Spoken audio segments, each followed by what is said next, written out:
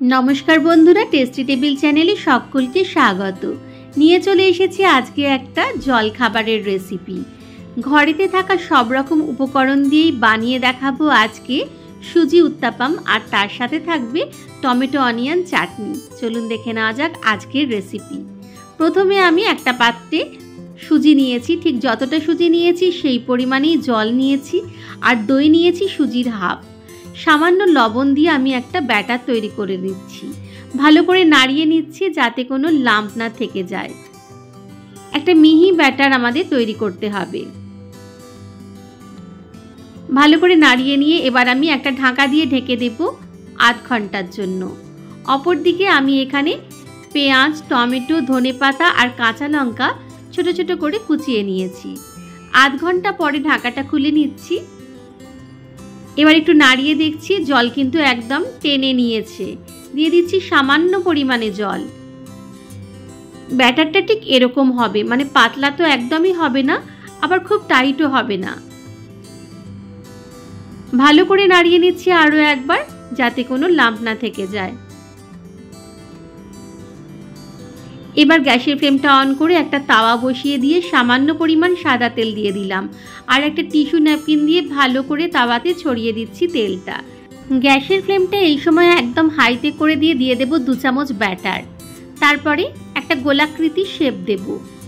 খুব পাতলা কিন্তু করব না, একটু মোটা মোটাই থাকবে। দেখুন ঠিক এই রকম ভাবে একটা গোলাকৃতি শেপ দিয়ে দিচ্ছি। গ্যাসের ফ্লেমটা এবারে হাই থেকে একটু কমিয়ে দেব, মানে মিডিয়ামের থেকে একটু বেশি থাকবে, আবার একদম হাইয়ের থেকেও কম থাকবে। দিয়ে দিলাম এর মধ্যে এবারে পেঁয়াজ, টমেটো, ধনেপাতা আর কাঁচা লঙ্কা কুচিটা।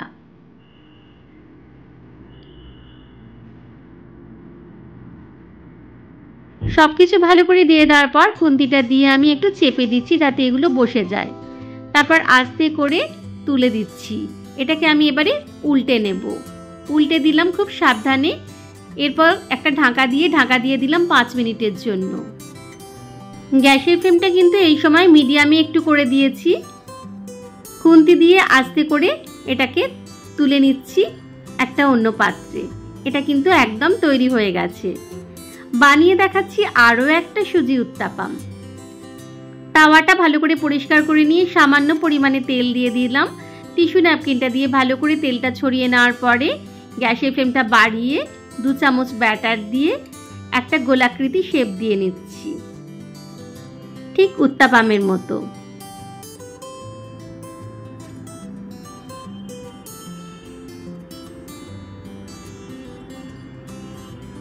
ওপর থেকে ছড়িয়ে দেব পেঁয়াজ কুচি, টমেটো কুচি, ধনেপাতা কুচি আর লঙ্কা কুচি।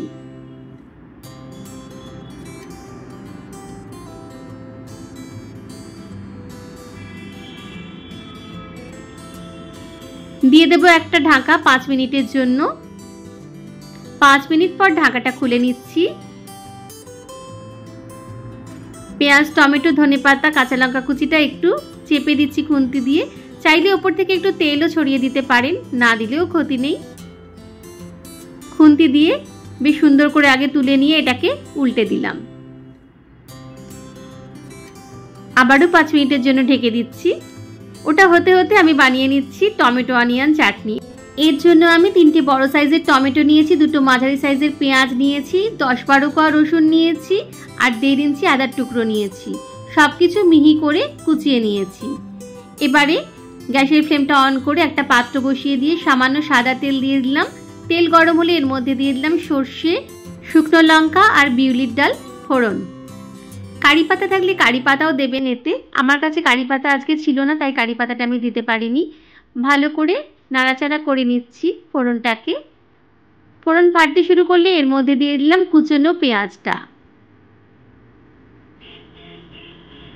ভালো করে সব কিছু নাড়াচাড়া করে নিচ্ছি মিডিয়াম ফ্লেমে। দিয়ে দিলাম এতে রসুন কুচি আর আদা কুচি।